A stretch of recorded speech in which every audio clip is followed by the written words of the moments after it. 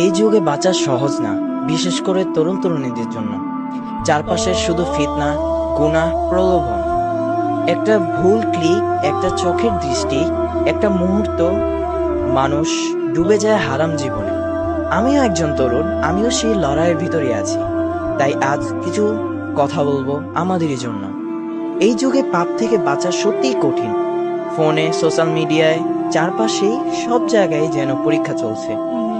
ইসলাম বলেছেন বিয়ে করতে, আল্লাহ বলেছেন কোরআন পাকে, তোমাদের মধ্যে যারা অবিবাহিত তাদেরকে বিয়ে দাও, যদি তারা দরিদ্র হয় আল্লাহ নিজে অনুগ্রহে তাদের সাহায্য করবেন।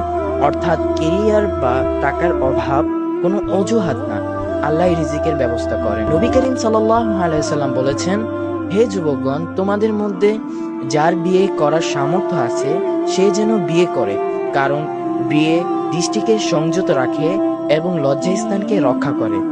সহিহ মুসলিম ও সহিহ বুখারী।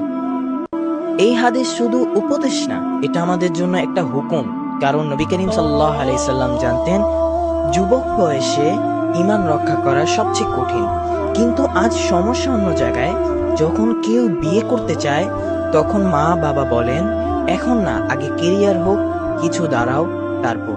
কিন্তু প্রশ্ন হলো, যখনই এই যুগে চোখ, মন, শরীর সব দিক থেকে বাঁচা প্রায় অসম্ভব, তখন এই পরে করো কথাটা আসলে কোথা থেকে? যদি ফোন থেকে প্রলোভন থাকে, গুনাহ থেকে আলাদা থাকতে বলো, তাহলে তো শরীর, চোখ সব বন্ধ করে দিতে হবে। বলতে পারো এটা কি সম্ভব? ইসলাম শুধু নামাজ বা রোজার নাম না, ইসলাম একটা সম্পূর্ণ জীবন ব্যবস্থা।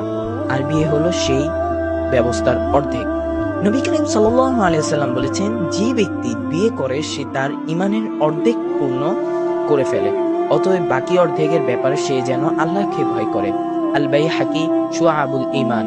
যখন আমরা ইসলাম মানি তখন অর্ধেক ইসলাম বাদ দেওয়া যায় না। আমি নিজের অভিজ্ঞতা থেকে বলছি, আজকের যুগে অন্তত ৮০ থেকে ৮৫% তরুণ কোনো না কোনো ফিতনায় জড়িয়ে পড়েছে। আর দুঃখের বিষয়, এই গুনার একটা বড় অংশের দায় গিয়ে পড়ে সেই মা বাবার উপর যারা সন্তানকে হালাল পথে যেতে দেন না।